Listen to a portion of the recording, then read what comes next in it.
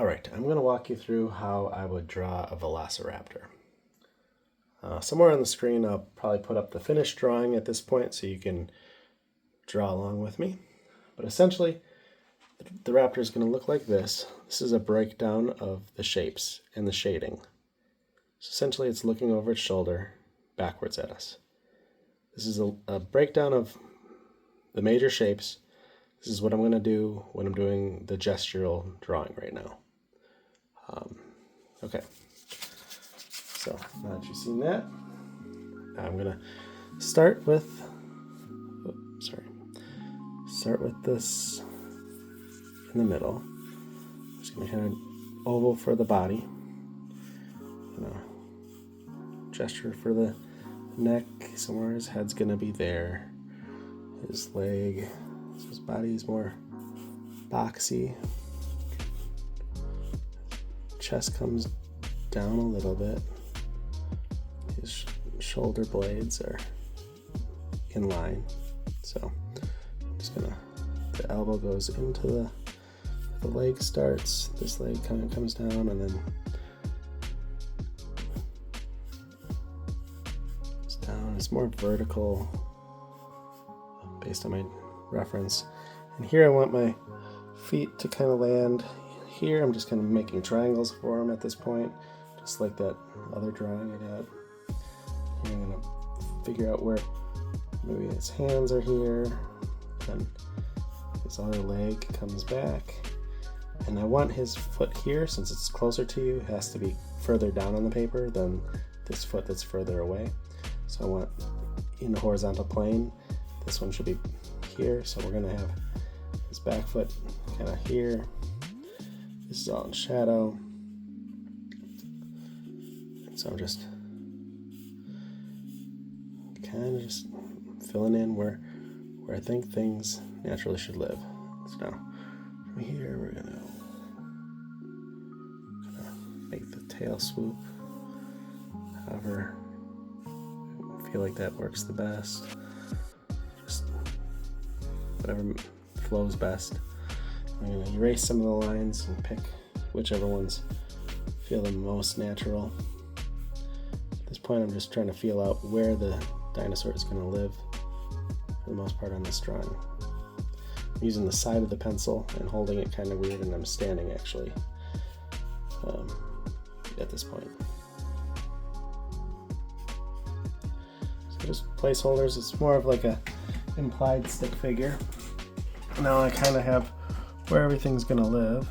Now I'm gonna start breaking down smaller parts like the eyes, the bridge of the nose, maybe its mouth. Not going too detailed, just trying to figure out where things should live. So we're going using the side of the pencil, so it's all kind of gray. We can smudge it around if we wanted. So I'm not even using outlines at this point. I'm just putting in blocks of color. Sometimes you're better off drawing the major shapes than you are doing the line art. The line art can come last. Once everything's kind of filled in, it makes it easier, because then you can kind of just see where you're basically then just tracing where your shadow is for everything you drew. So just know that I want this to be in darkness. Same with this arm. Dark here. This arm. Sometimes you can get away with less detail because things are going to be in shadow, and you might have rendered it out if you drew it drawing this way. Okay, so now I want to get a little bit more detailed, so now switching to more traditional drawing style, like holding it like you're drawing or writing pencil paper. Now I'm going to get more sharp, crisp lines. So, but now it's just a matter of following my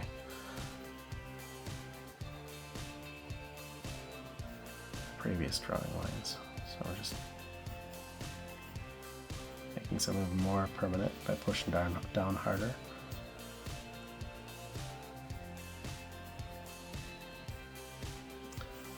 So we got the velociraptor, his neck. Let's see, maybe put spikes on him. Sure. Why not?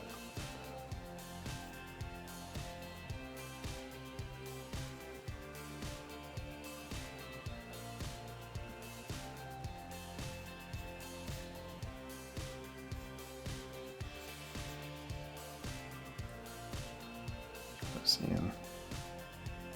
Okay, so we got a placeholder for his eye right there. I'm not gonna go too into it right now. I would like to work the whole drawing overall before I get super detailed in one area. In case I want to move something or change something up or something looks off, I can move an eye, move the leg. If I feel like any one thing needs an adjustment.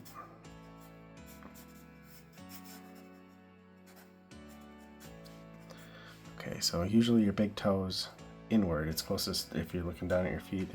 So that's where that dew claw is or whatever, or the claw. So you want that to be the inner side. So we're just gonna make that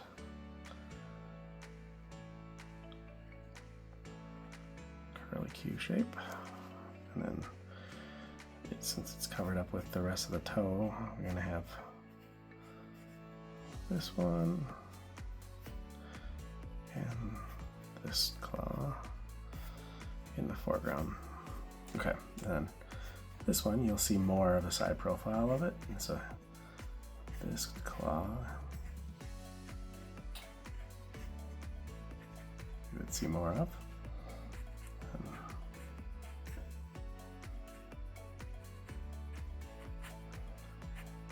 There again, I'm just trying to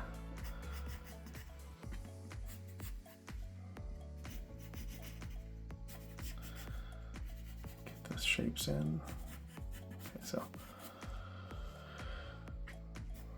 for the most part, this is my velociraptor. It's been sketched primarily all in just 2B pencil at this moment.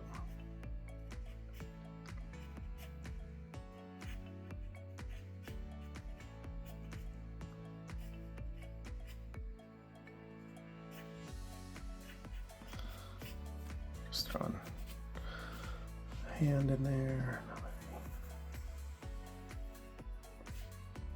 This should line up if you're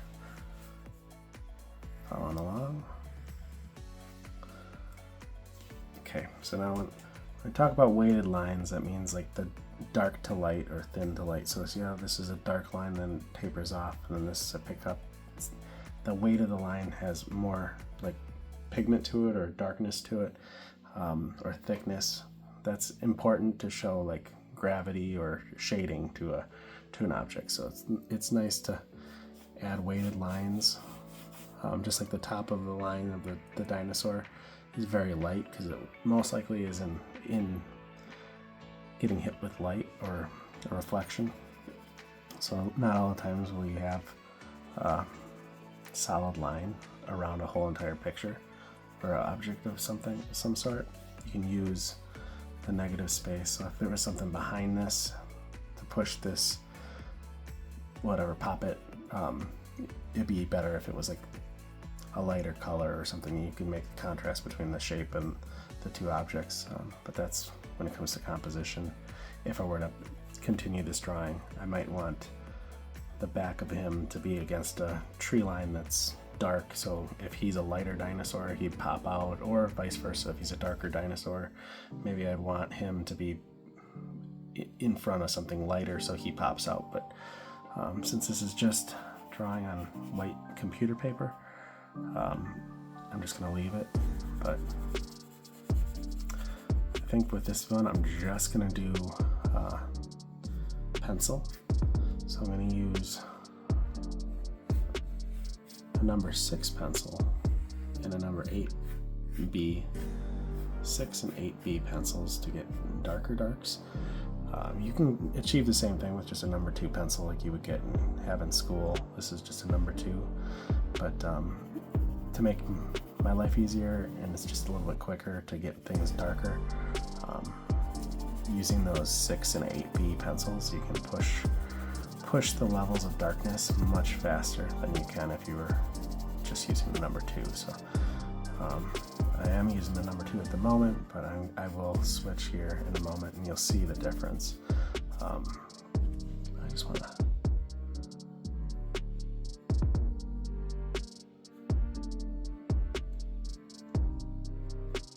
maybe put that, and then maybe put some shadow lines, kind of like that. So now here's, let's see, I'm going to use a 6B. So 2HB is a number 2 pencil. It's like 2 hardness and 2 base, or whatever the B stands for. So B means, I don't remember exactly what it means, but B, the more B, the higher level of B, the softer the lead is, the darker you can get. It's not lead, it's graphite, but so with the same amount of pencil pressure as I was using with the number 2, I get a much darker line, and it smudges a lot more. So if you are one to drag your hand across the paper, like I do, sometimes use another sheet of paper to rest your hand on so you don't smudge it, is a tip I've learned. But since we're just drawing and this is just for fun, I'm not going to bother with all that extra steps, but you can see much darker lines.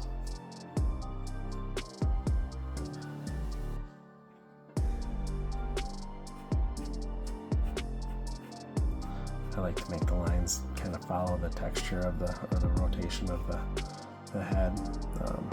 Make the lines go this direction that the body is. So this one I should have probably done this because the underbelly is round.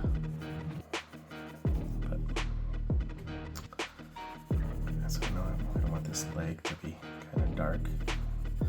I want this to be feel like it's pushed back in the drawing. So some ways to do that is, since this arm is light and in foreground, making the leg in the background darker can help push and pull things closer to you, or feel like it's closer to you. So here I'll just give them a ground to stand on.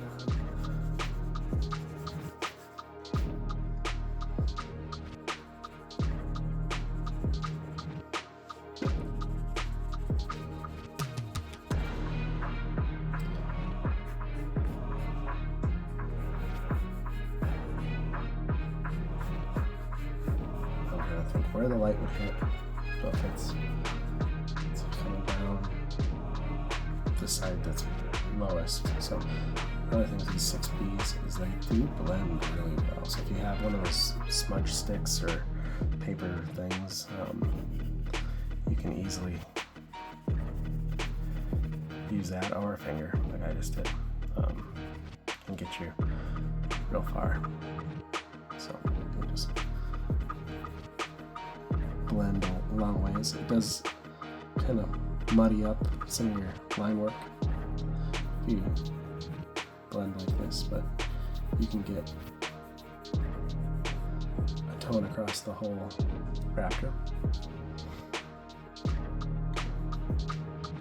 Okay, so we got, that's the 6B.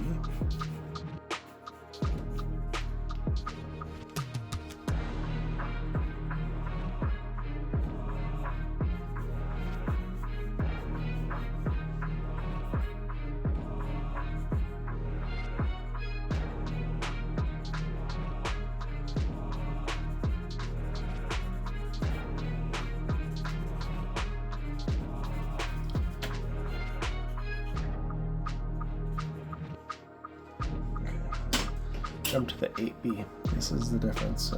You might not see it, but it can push, it can really get darker. 8 is one of the higher numbers on the pencil scale, so you'll be able to get real dark real fast. So I like to use the number 8 sparingly. A lot of times at this point I'll switch to ink and ink in the lines just to firm in some areas.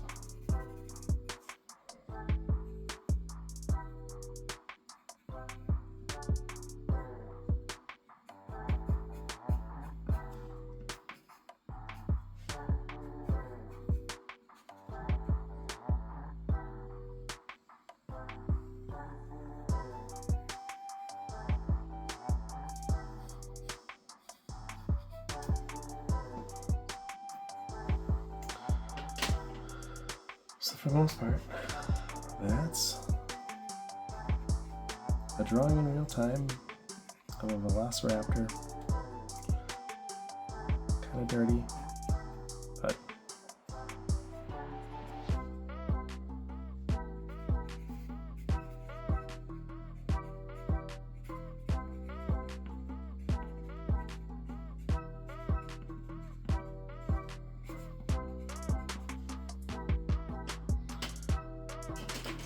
if I wanted to, this could be a finished drawing right here. Sorry about that. But I'm going to sit down and I'm going to add some ink to it. Kind of maybe soften up this top line. Kind of got wiggly there for a second.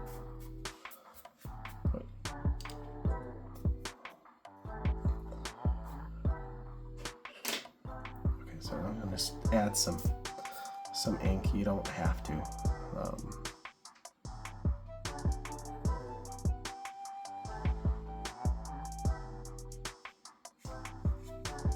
just feel like sometimes it helps when you have a dark.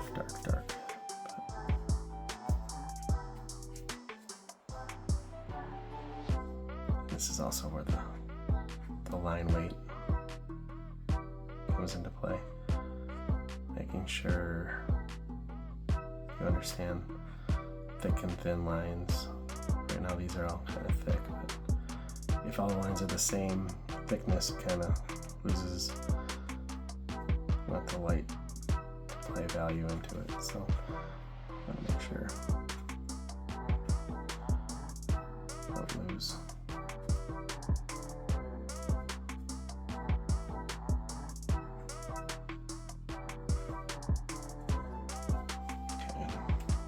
Wedge. I'm gonna let's do this.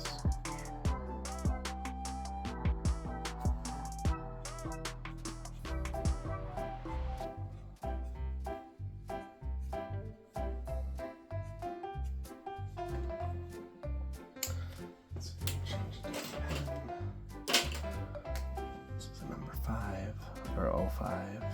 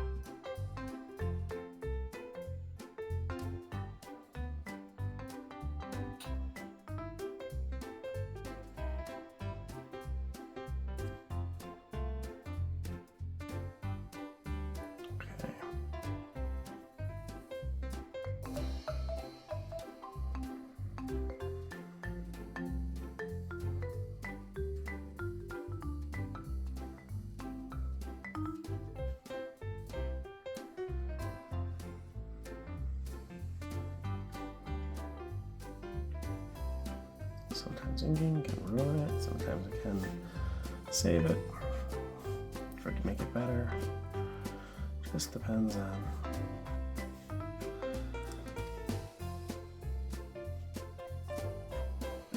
how well or how good it ends up being, I guess. Let's see, maybe I get the chisel out. This is a wide chisel I like to put in for some dark areas and just kind of really plug in the areas that are dark.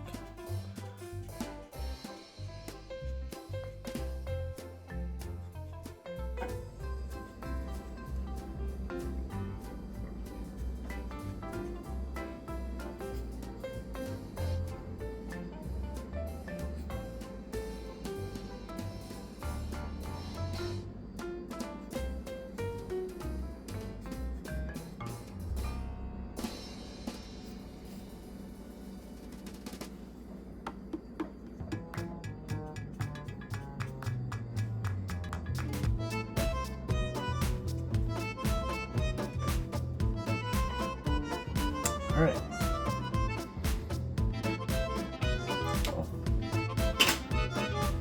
Thanks for watching.